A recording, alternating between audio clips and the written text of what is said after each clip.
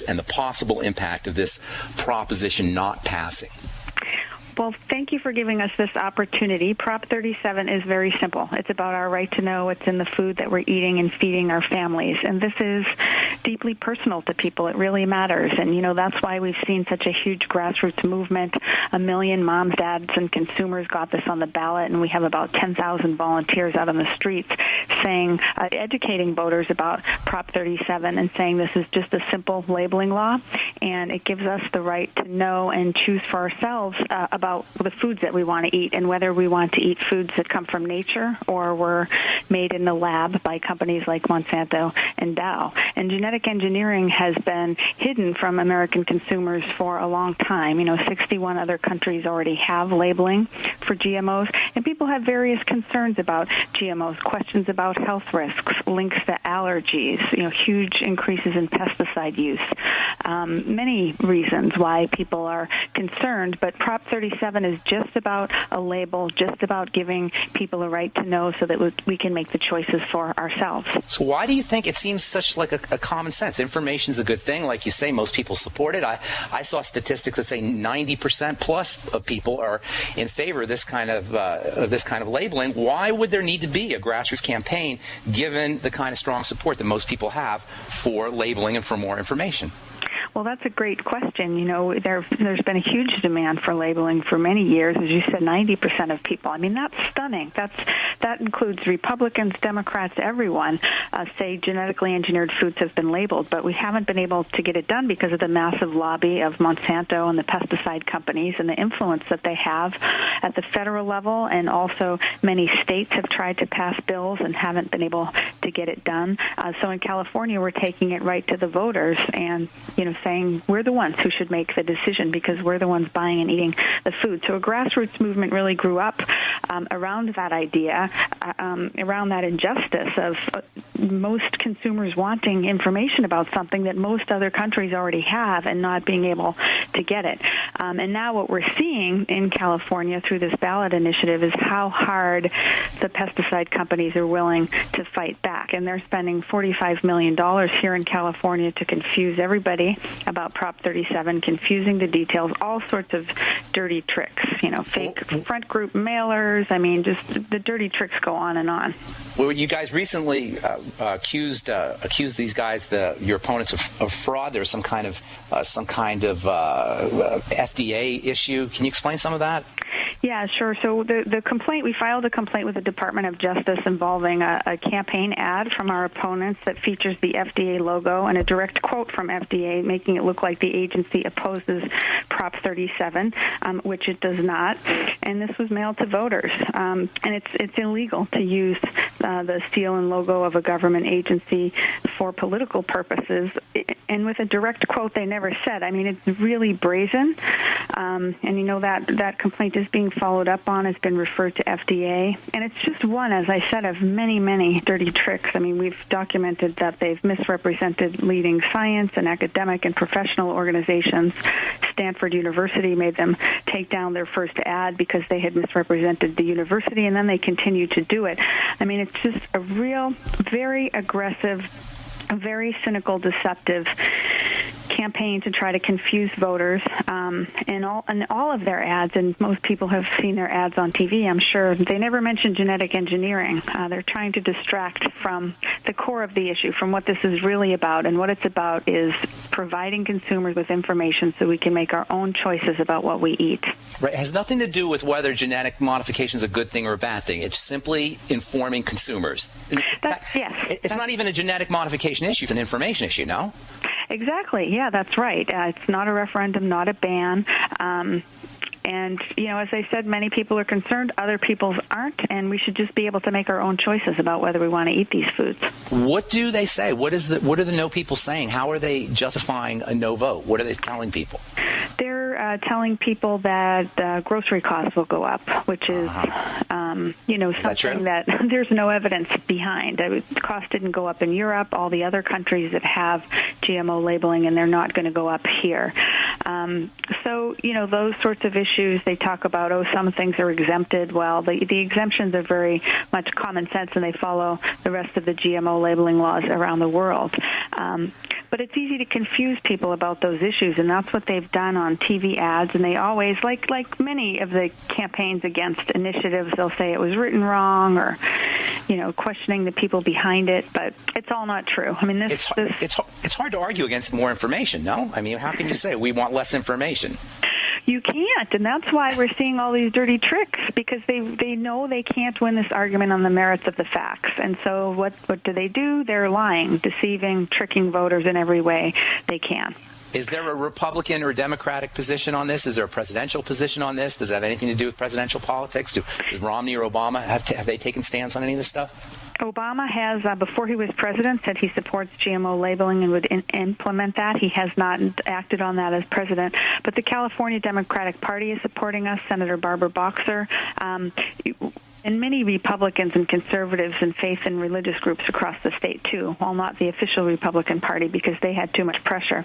But all the big labor groups, health, faith, consumer groups are all behind yes on 37 and saying, let's give consumers a choice.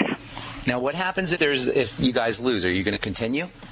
Oh, this is not going away. This movement's not going away. We feel confident that we have an excellent chance to win. I mean, we are certainly fighting against a lot of confusion and misinformation to voters. But I think when people go to the ballot box, they're going to ultimately value their right to know what's in their food and say yes. Now, after the election, regardless of what happens, this movement continues. This is a national movement to get labeling across the country because that's what people want. And when consumers are demanding information, it's the responsibility of the producers to provide it, like they're already doing in 61 other countries. Now, you guys have gone from, I think, it's 60%, 70% support. Now it's a dead heat. I want you to talk about what's going on and what the prediction is for tomorrow when we come back from our break. Hang tight, Stacey, if that's okay, for one more segment. Thank you very much. Appreciate it. You're listening to The Bright Side on the Genesis Communication Network. I'm Pharmacist Ben. We're talking to Stacey Malkin of Yes on 37, California Right to Know. We'll be Hi, everyone. I'm Pharmacist Ben, nutritional pharmacist and host of The Bright Side. The good news about nutrition and health. The good news that if you or someone you care about is on a prescription drug or has some kind of health challenge, there's a gentle, natural, healthy way to address most health issues without drugs and without doctors. And it's as simple as understanding how the parts of the body work and how they interact with the foods we eat and the nutrients we take in. If you've heard me on The Bright Side or at one of my presentations, you know I'm a man on a mission to help you understand health and wellness and the remarkable healing powers of the biological system called the human body. And if you like The Bright Side, you're going to love my new website, brightsideben.com. You'll find articles and links, you'll be able to access archives, and we'll even have exclusive information that you won't hear on the radio show. And of course, you can purchase the Longevity nutritional supplements and even sign up to join my Longevity team and make an impact, make a difference, and maybe make some money too. Check out brightsideben.com. That's brightsideben.com or call 866-735-2470 for more information. So we decided to upgrade the look of our home. You know, improve the curb appeal. We decided to add the look of stone to the exterior. We really like the stacked stone look. Yeah, but when I checked into the price, it was ridiculous. No way could we afford it. Then a friend told me about Genstone. Genstone. Genstone comes in lightweight panels made of polyurethane. They've actually engineered the hassle out of installation. No mortar, no mesh. It was easy. Even I could do it. We just screwed the panels to the wall and it looks like stone. I mean, it really looks like stone. Yeah, from the box to the wall in minutes. We love the look of our home now. And Genstone is durable, comes with a 25-year warranty, and offers additional R value for insulation. If you want the look of stone at a price you can afford, call Genstone at 855-955-STONE. Trust me, you'll save money. And you'll love the look. 855-955-STONE. That's 855-955-7866. Breakfast, lunch, and dinner. 3 square meals you'll need in an emergency. So the Freeze Dry Guys 3 square meal unit sale is just the ticket. A variety pack of tasty, nourishing breakfast, lunch, and dinner on sale now. Breakfast is Freeze Dry Guys' favorite. Hot oatmeal and sweet dehydrated bananas. Lunch is Mountain House freeze-dried hot macaroni and cheese and crisp green beans. And dinner is Mountain House long grain wild rice pilaf and hearty beef stew, vegetables, and gravy. Call Freeze Dry Guy and ask for details on the 126 serving 3 square meals unit. One case normally $164.37, sale price at only $138.90. Save over $25. Get 2 or 3 cases and save even more. Or ask about Freeze Dry Guy's Fall Chili Special. Always free shipping to the lower 48 states. Call 866-404-3663 or click freezedryguy.com. And hurry, the Fall Chili Special and 3 Square Meals unit are on sale while supplies last. From the Freeze Dry Guy, the finest freeze-dried and dehydrated foods available for long-term storage, period.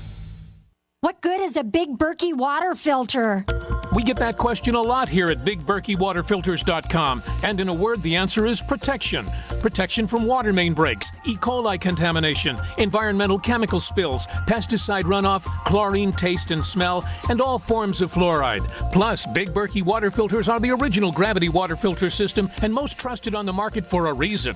Tested by multiple independent NSF EPA certified labs, they are the gold standard in water purification. At only 1.7 cents a gallon, a single set of filters can last for 5 to 10 years. That means big savings. Big Berkey, the one that's powerful enough to purify stagnant pond water. Get a Big Berkey today at BigBerkeyWaterFilters.com. GCN listeners receive 5% off all ceramic filter systems. Visit our website or call 1-877-99-BERKEY. That's 877-99-BERKEY. Big Berkey Water Filters, for the love of clean water.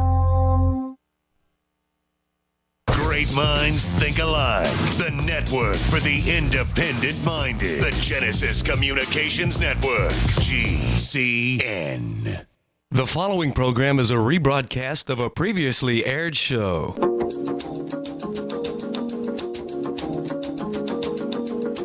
All right, we are back on the bright side. I'm Pharmacist Ben. Thank you for joining us. We're talking to Stacey Malkin, the media director for California Right to Know, a grassroots organization that supports the California initiative Prop 37, which is set up to have food manufacturers put labels on their products informing consumers of GMOs that were used in the production of these goods. Before we went to break, Stacey, we were talking about how it seems like a no-brainer. I don't have any idea how anybody could possibly vote no against this thing, but yet you guys are in a statistical dead heat. Why do you think advertising is such a big deal if all we're talking about here is one simple sentence on a label? Why would somebody be confused? Why would somebody even think that it's a bad idea? See what's happened here. And, the story is that we were far ahead in the polls at about 67% all through the summer, all through the fall, very consistently, and our opponents were about 23%. Well, on October 1st, the ads started to hit. And when I say hit, I mean the state was carpet bombed with ads every hour on TV all day long, sometimes 4 times an hour on every station. Wow. So people were getting inundated suddenly with messages that were not talking about genetic engineering or right to know or labeling or information. They were attacking the details of the initiative and calling it confusing. And, they were very effective. We saw after just 10 days of that, the polls had a dramatic shift. And so it is a commentary on the power of TV and the power of money in politics. And, of course, it didn't stop there. I mean, as I was saying earlier, just many, many dirty tricks have rolled out. For example, I just got a call from a woman who received a Democratic voter guide saying vote against Prop 37 and has pictures of Truman and President Kennedy and all these quotes from the Democratic Party. But it's not from the Democratic Party. The Democratic Party is supporting us. But when someone gets a mailer 3 days before the election looking like it's from the party and pro-Obama and all the good positions except no on 37, it does have an effect on votes. Wow. That's why these voter guides exist and people are making a lot of money on them. So there's a lot of tricky stuff going on. That's sneaky stuff, man. Now, is California the only state that has come up with this kind of proposition? There was one other attempt in Oregon 10 years ago that did not pass. So this is the second one. And other states, though, are talking about going forward. Washington State is already in the works. Many other states are discussing it. So, as I said, this is just the beginning, and it is a national movement. And I think this cannot be stopped. We will see labeling because people are demanding it. And this California initiative has really put the issue on the map. And people are talking about it now. People are more aware of genetically engineered foods than ever before in this country. I get letters all the time about it. Now, I heard something about GMO fish. Did you hear about this in Alaska? There's something about modifying the fish, sticking genetics in fish. It's true. It would be the first genetically engineered animal in the food system. It's a salmon that's engineered with an eel to grow twice as fast. And it is in the pipeline for approval. And it could be in our grocery stores, anytime. And we don't know unless it has a label. So this Alaska is not just... actually does have a labeling law for GMO fish, so that